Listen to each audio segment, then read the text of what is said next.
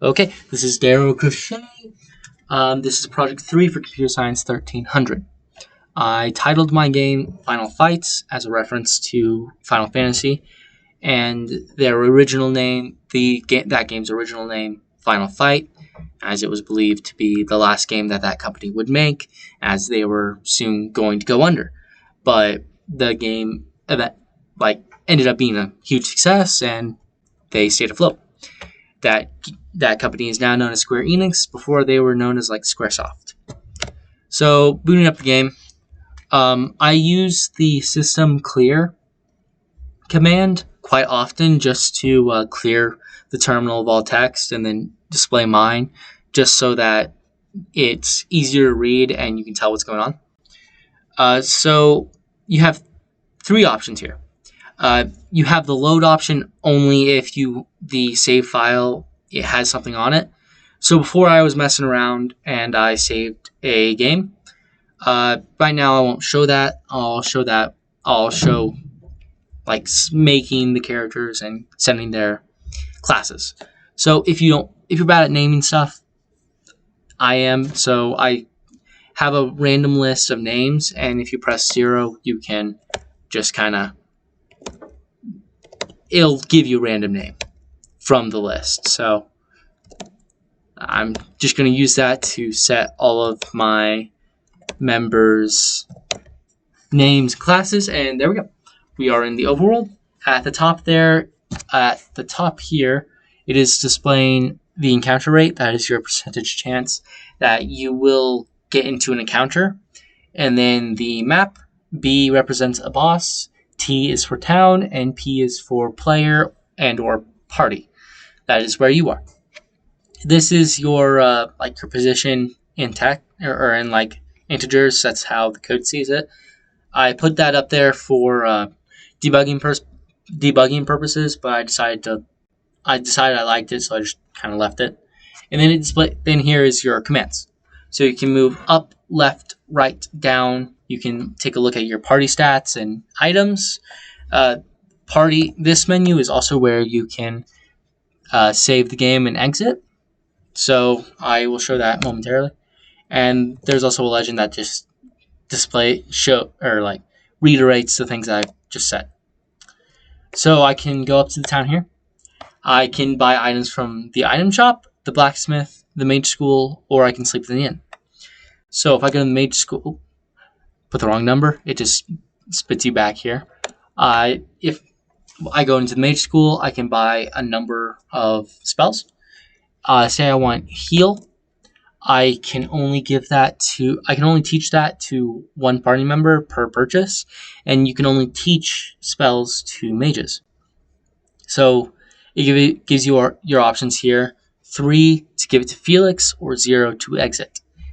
So let's teach it to Felix. It spits you back out into the overworld. It takes your money, and here I am. So moving around, it looks just like that because I use the system clear method or function, I guess I would call it. And it just So this is an encounter. It randomly generates the name of the enemies. It also randomly generates how many enemies there will be. And yeah. So then this is also their health and their indexing. So to attack.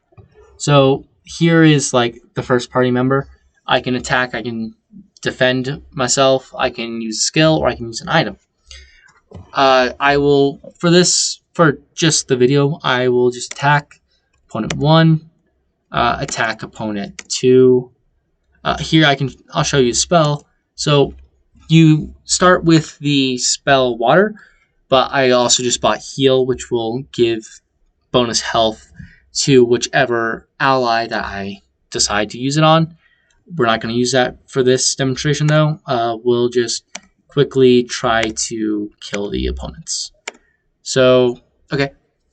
So opponent 1 is still alive. I don't know who they attacked. So let's just finish them off. And victory. So that means all of the enemies have died. And we have gained 47 EXP. and 77 Jill, which is the money, another reference to Final Fantasy and their Gil. So we can exit out, and they also gain at whenever they gain 100 EXP, they will level up. It will boost their stats as well as give them a small health boost. That's just about all that does. And as you get closer to the boss, you will encounter more enemies, and they will be at a higher level. So you see that health stat? Yeah, that's not a level 1 enemy. It is hard coded that as you get, there's 3 threat levels and then a boss. At threat level 1, the max amount of enemies you can get is 3. The least is 1, obviously. At threat level 2, I believe it's something like 2 or 3 enemies being the least, and then like 4 or 5 being the most.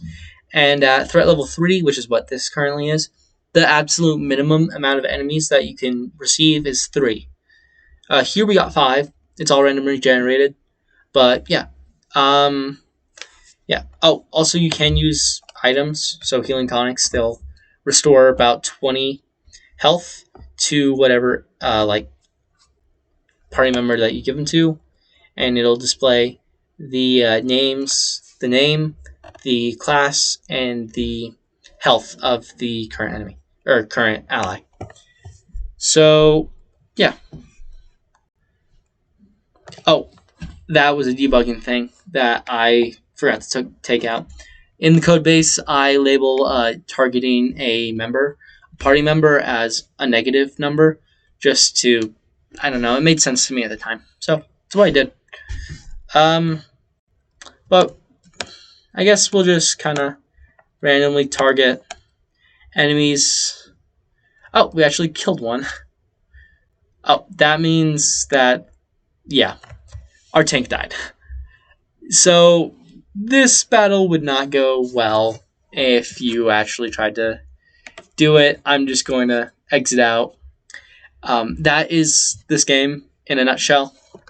It's a little bit more to it if you look at some of the other things you can do, but that's basically the gist, and that's about all I have time for. So thank you very much for watching, and I hope you enjoyed. Bye-bye.